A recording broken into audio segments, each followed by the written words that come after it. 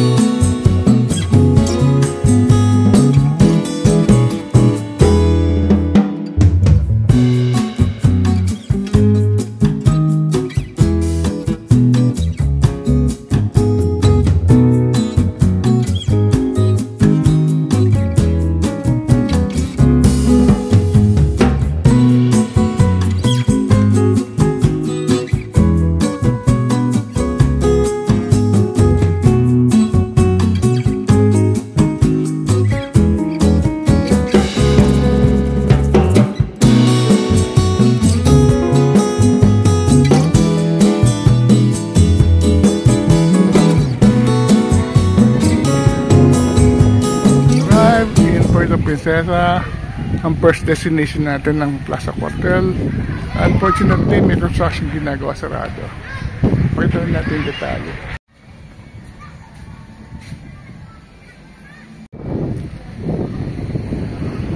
Hindi namin mapapasok.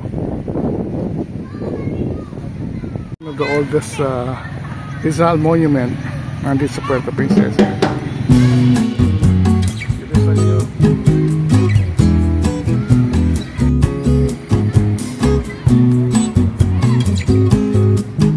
Tayo sa Cathedral. Sa kaliwa natin, that's Flying Tree, Palawan Cherry.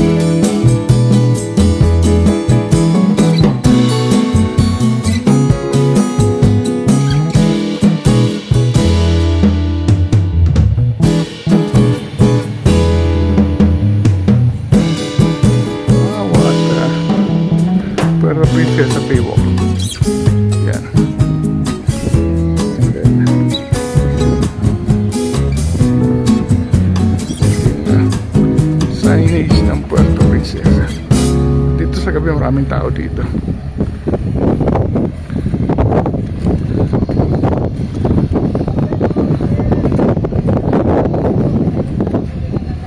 Ngayong April lang target. Sa Palawan na, yung may mga ganyan na mga puso, yan talaga yung Ito na yung pinaka-port dito sa Baywalk.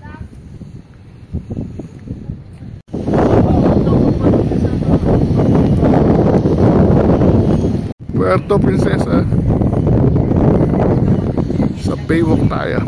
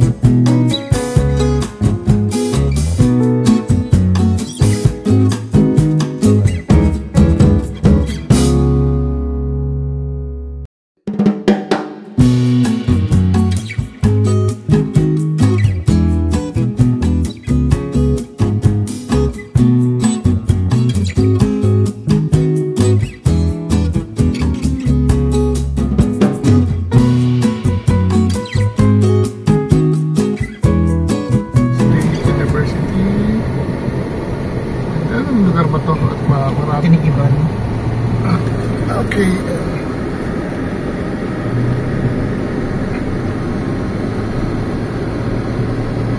Pick-up.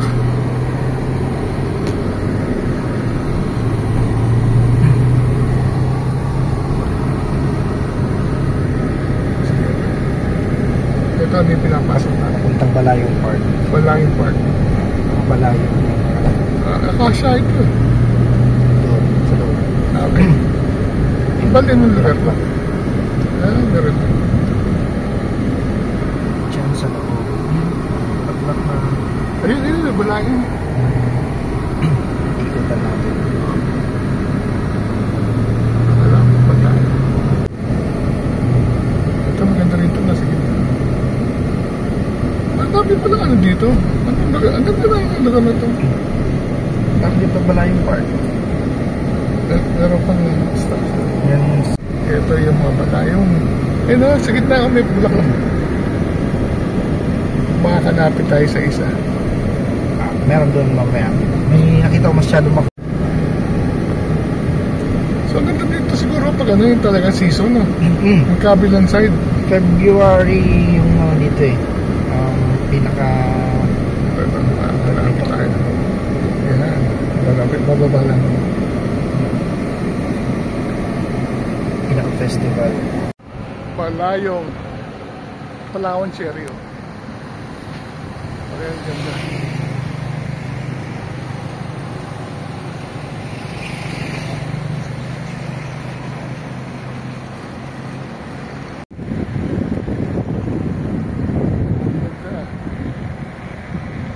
Perfectly beautiful.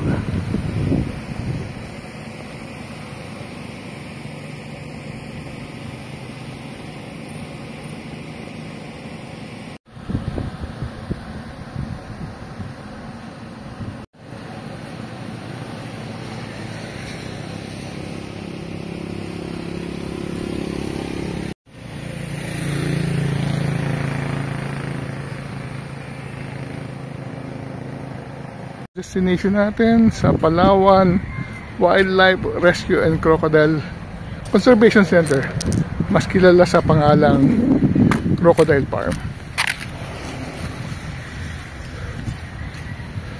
Apay Pinapay. Ikaw? Ako kun lang. Ay hindi, sige, kuna lang ko. Sige na, kuna lang ko. Bakit? Ano ba yung crocodile flavor? So meron tayong tinapay na may palamang ice cream.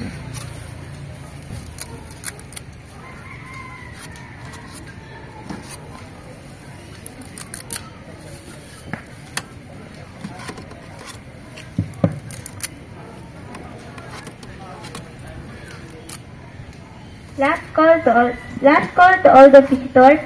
Please proceed to the lobby. Last call to all the visitors. Please proceed to the lobby.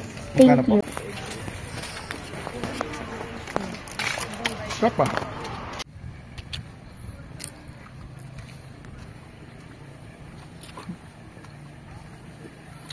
Every 15 minutes.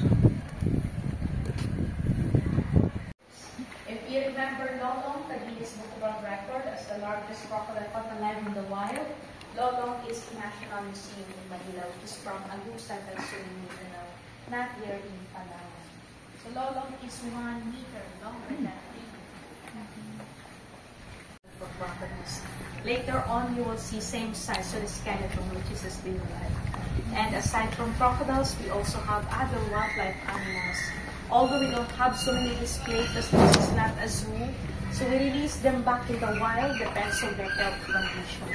So those animals in the quarantine, so they were rescued and confiscated. So inside, you will see 1 to 3 years old, freshwater and saltwater crocodile. And for your safety, you can take pictures, just turn off the flash of your camera. Yun, no? Spot seems like stripe. Kapag saltwater crocodile, it has a standard spots para po siyang batik katas. Golden brown. Ang aming crocodile ay ito. Ano siya? White.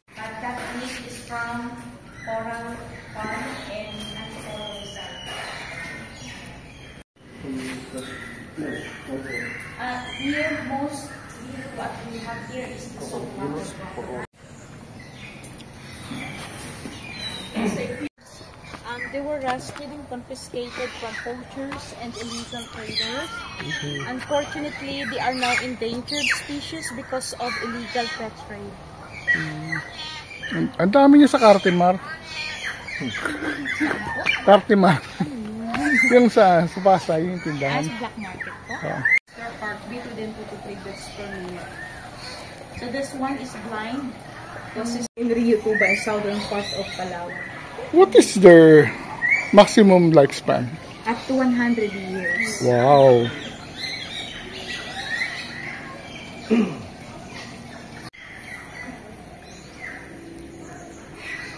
Licensed to commercialize saltwater crocodile to export the skin in other countries like Singapore. So these are 5 to 7 years.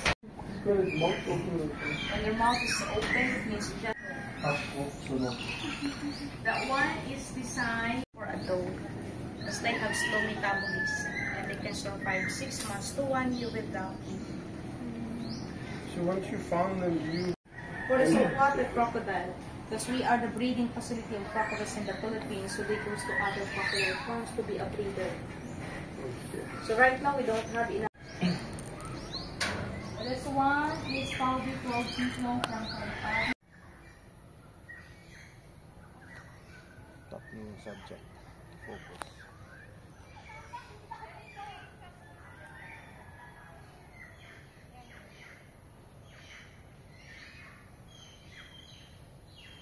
Ano to? Peacock pheasant. Peacock pheasant. Endemic sa Palawan. Endemic sa Palawan.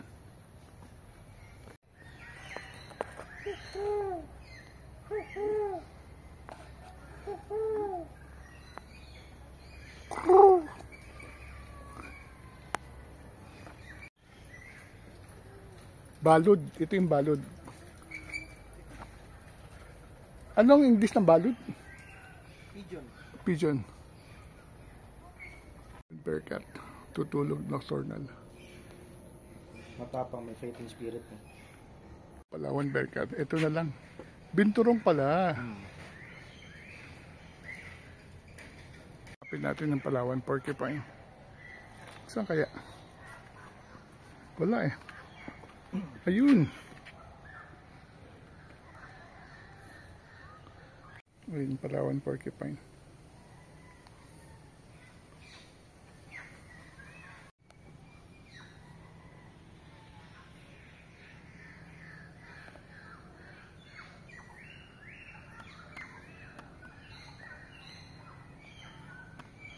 Eagle. Kawawa naman sila.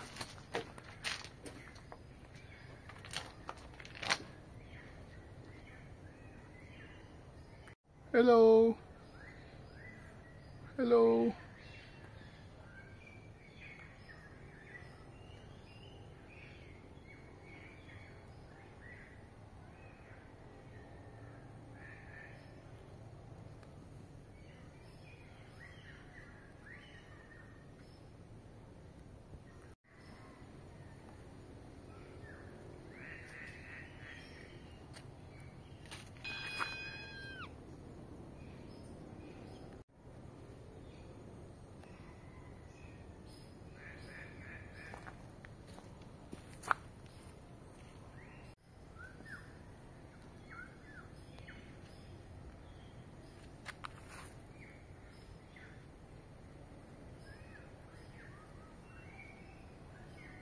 Serpent eagle.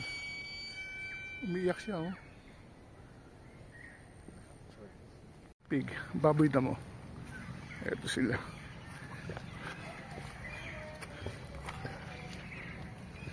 Hello. Hello.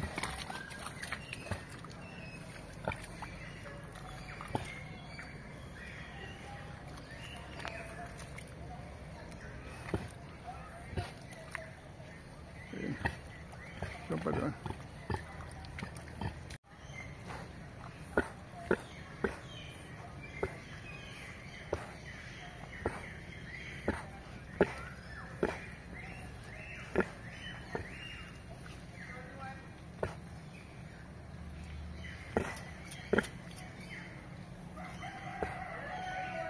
Tinuturo nyo.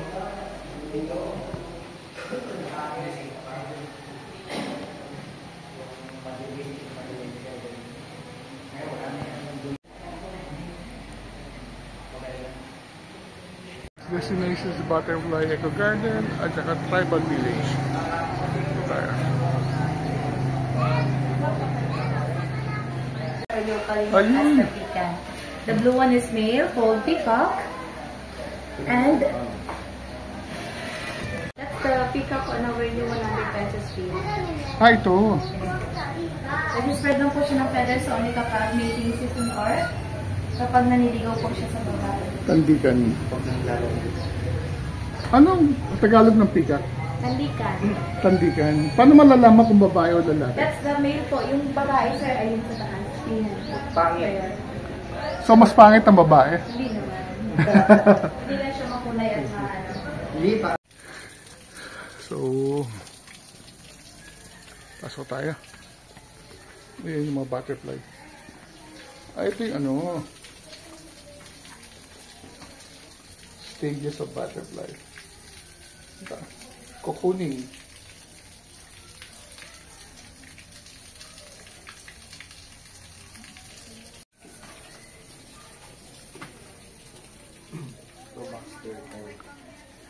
Sa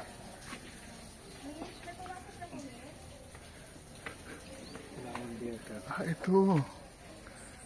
Mas malaki sila. Tulog din. Palawan bearcat.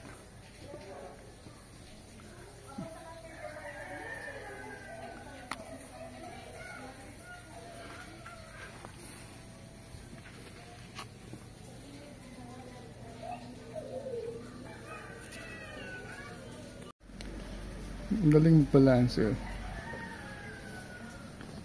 Kanyang paa. Ito yung kanyang buntot. Lumalaki pala siya na ganito kalaki.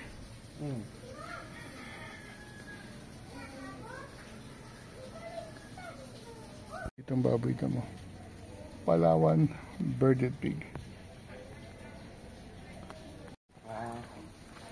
Yung mga butterfly.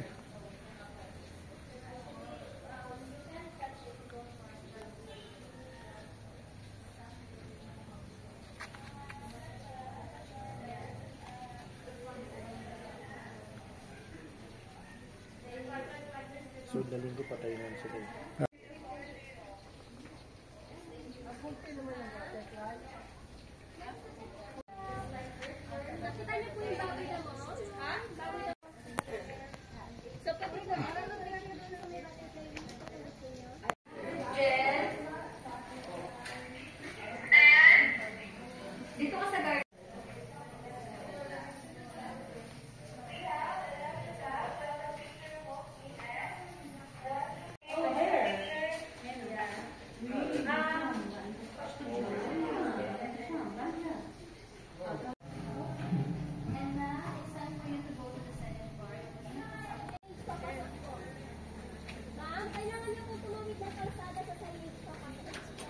One of the very important traditional product, and they call that bagtik. It's a sap or resin of almasiga tree. It also that's the main ingredients in and Mamsir, it is a native backpack of the tribe, and they called bakit. So they used to tie it up here so that the product won't fall.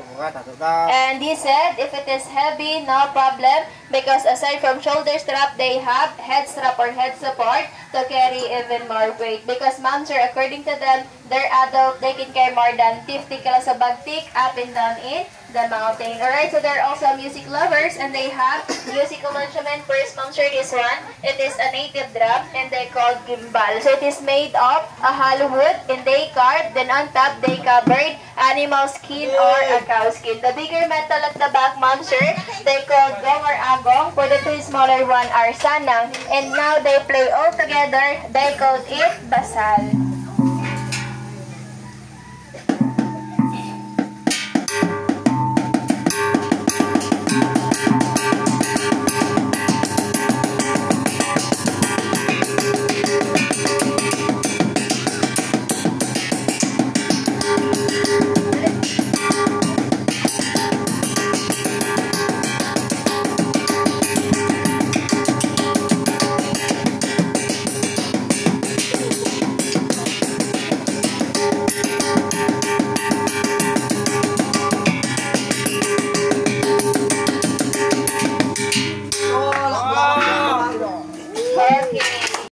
two-strings guitar, and they call that Kodyo Pure Kudlungan. So Ma'am Sir, that's considered as one of the first guitars here in the Philippines. And now they're going to play a music called Bogit, which means bird song.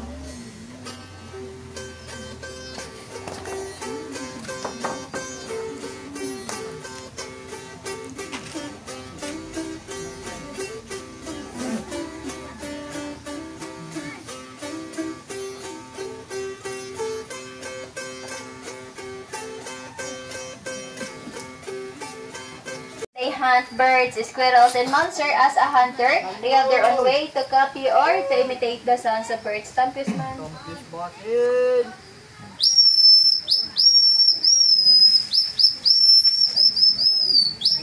Alright, and now Ma'am Sir, if the target already visible, they're prepared there. Blowgun or blow dart, sapukan in their dialect, but here they call that sumpit. And now, let's watch how to shoot animals. Ma'am Sir, look at there at the drawing pig.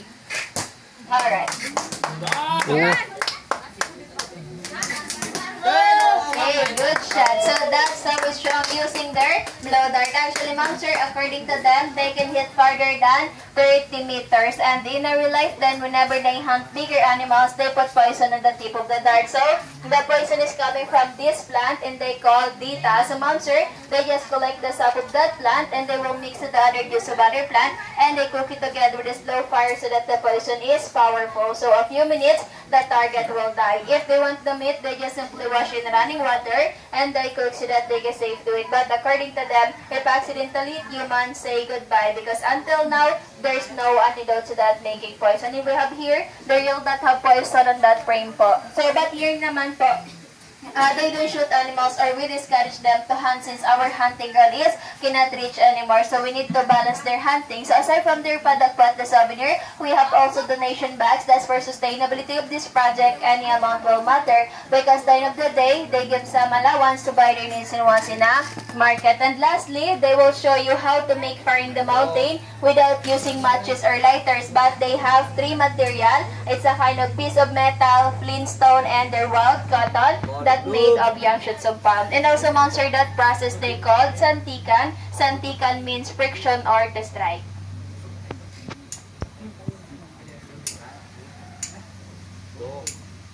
Alright, and now if the smoke was visible, they transfer it on a dry leaves or dry grass, then they blow harder to make a bigger fire, and that's how being survival in the mountain. But Ma'am Sir, if you're wondering po where they get their metal, so that's not made with a tribe. So that's proof that Philippines have a barter trade with other country long time ago. That's why they have metal. So hindi po nila yan sariling gawa. And also, they have a native torch din po. This one they called salong or sahing. So one foot of this, it can last 3 or 5 nights, but it depends on how they use it. They do believe there is smoke of this. They can drive away a bad spirit or bad luck. They can cure illnesses like stomachache, headache, and insect repellent. And the smoke of that po is, it smells like incense. If you are familiar po with incenso, so usually po sa mga Catholic church, ayun, so that smells like incense, pero different po yung kanyang dagta. So that's inside also a sap of tree that grows on in their villages po sa mountain. So just try to smell the smoke. No problem po sila. Hello.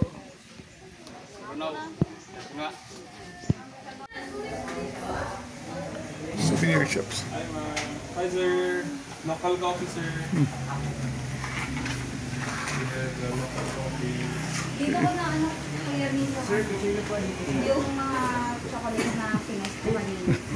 We're here at Titos Palawan for Vietnamese banh mi and chow lo.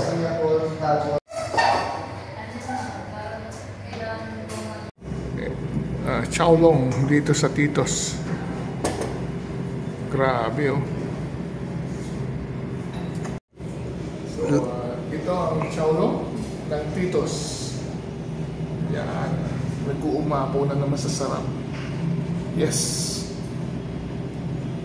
At yun, ito mo, yung dala niya. Yan naman ay Banh mi. Sabi, ang sarap pa ng banh mi. Dito naman sa Titos.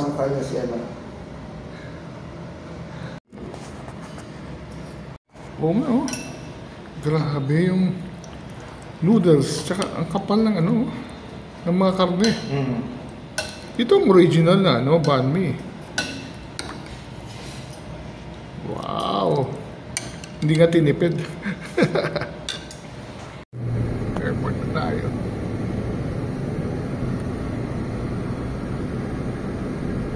Puerto Princesa Airport.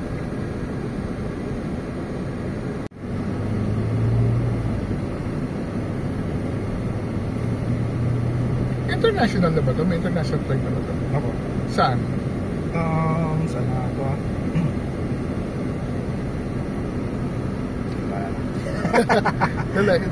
Puerto Princesa International Airport na nakalagay. Pero di ko maalala yung flight ko. Saan? Ay, yung tricycle na makulay.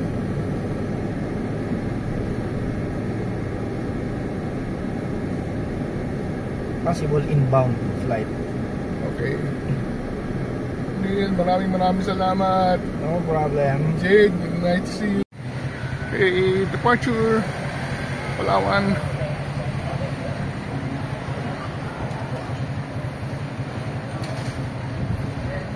Ready, nag-check-in na tayo.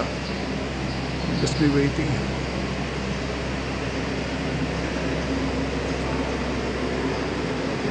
Tingnan lang tayo. Hello mga ka-senior, finally here at the airport after finishing our very brief tour of Puerto Princesa. So kasama natin ang ating kaibigan na si Neil of Uno Adventures na inikot tayo sa kanyang hometown, home city. So we started very early. After I arrived from Port Barton, nakita kami sa may McDonald's and we started our tour sa may Old Cuartel. Isa sa very historic places dito sa Puerto Princesa. Unfortunately, medyo sarado ang quarter, kaya pinicturean lang natin harapan. After that, pumunta tayo sa Immaculate Conception Cathedral, isa sa pinakamagandang cathedral sa Pilipinas. Matatakpuan siya din sa katabi ng quarter. Napasok natin ang napakagandang loob ng cathedral at naikot natin. Pagkatapos ng cathedral, pumunta naman tayo sa Palawan Museum. Very interesting ang Palawan Museum dahil nakikita nito ang natatagong yaman ng Puerto Princesa from natural to cultural to heritage to historical. So we were able to see some of the interesting places dito sa Palawan. Pagkatapos noon, pumunta tayo sa very popular crocodile farm kung saan nakakita tayo ng saltwater at saka freshwater crocodile as well as endemic wildlife dito sa Palawan. After sa crocodile farm, pumunta naman tayo sa butterfly farm. Nakita natin ang mga butterflies at nakita natin ang performance sa mga indigenous people ng Palawan tungkol sa kanilang kultura. Pagkatapos doon, pumunta tayo sa Tito sa may To-Go Hotel and we were treated by Neil sa napakasarap na chowlong at banh mi dito sa Palawan. The best talaga yung nating manarin. After that, hinatid na tayo dito sa airport. Since naka-check-in na tayo, dire-diretso na lang tayo at we're now waiting for our flight to Clark. So with that, I'd like to thank you very much for joining me in this very short but very concise tour of Puerto Princesa. Maraming salamat sa panonood at next vlog, see you soon.